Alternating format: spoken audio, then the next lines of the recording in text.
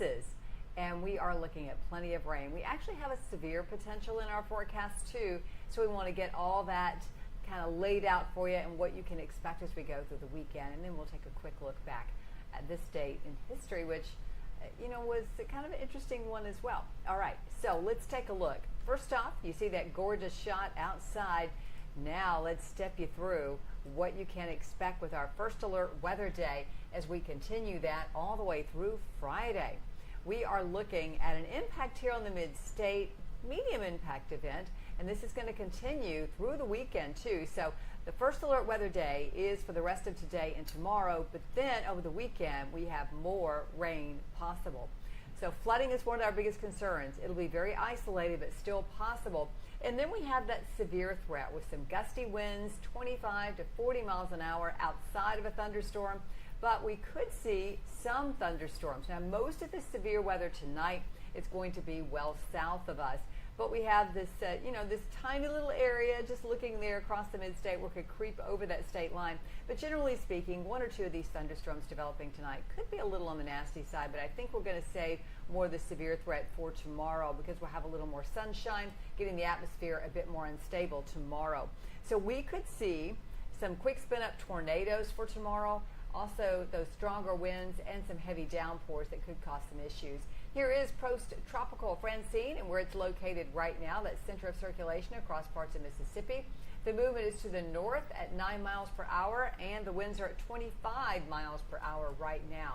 Looking at what we're seeing here, we go to a closer view and you can see on our regional radar that right there across parts of central Alabama, we are looking at some tornado watched areas, but right now we're not seeing any warnings at all there, which shows me that we're probably going to be okay tonight. We're going to get some more rain. You can see the trajectory of that. It's going to take it right into Nashville.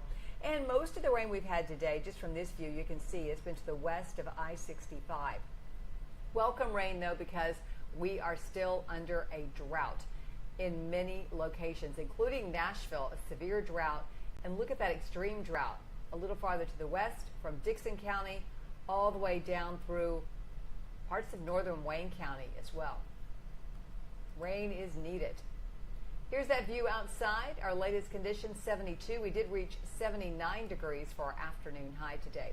Now let's take you through time here, and we get into, there's our 7 o'clock, and then we go all the way through 10 o'clock tonight. We start to see some of those rounds coming up out of Alabama. So we're going to keep the rain in the forecast. And through tomorrow, we can see some more showers and thunderstorms widely scattered across the area, rotating in these bands so it comes as waves. And keep in mind, we could see a quick spin-up tornado with those. And then we get into Saturday. Looks to be a little drier in the morning, but becoming more active during the afternoon. And we'll be watching that to see if we need to issue a first alert weather day for Saturday as well. Here are those rainfall totals. Heavier totals off to the west, 2, 3, 4, 5 inches of rain possible. Around Nashville, looks like we're in that 2-inch or so zone. Much less off to the east where we're talking about near an inch of rain. But definitely need that rain. There's that drought monitor one more time. It's also going to help out with the pollen, dropping it for Friday, Saturday, and Sunday.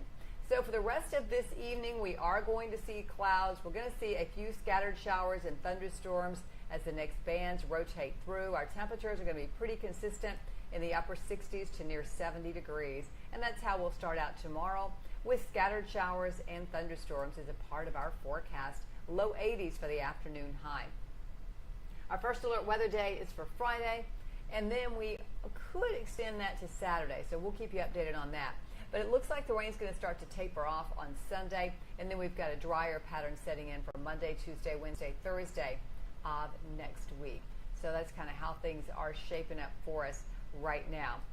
All righty, so appreciate you joining me. How about a little trivia with our on this date in weather history? So let's get a look at this.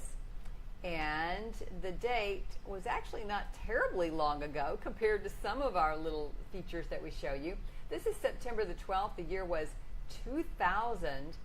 And interesting night there. We actually had a lightning strike that hit the Rutherford County Communications Center. It knocked out their radio, their phone system, including the 911 call center, and they had to set up outside in a parking lot kind of a backup system so they can continue to communicate. But, you know, that just shows you the danger of lightning. It can really knock out a whole system like that. All right, we will leave you with our 7-day forecast one more time. Appreciate you watching me tonight. You can, of course, see me anytime on WSMV4. Tonight I've got an update for you. You can get that on our streaming services as well if you're not tuning into the regular TV. And that is WSMV4 News at 10 o'clock. So your favorite streaming service are on our WSMV4 app. And we've also simulcast this little update right there on Facebook and on my YouTube channel. My handle is Lisa Spencer WSMV. On YouTube, I am youtube.com/Lisa Spencer. And you can also follow me on X and Instagram. Have a great night.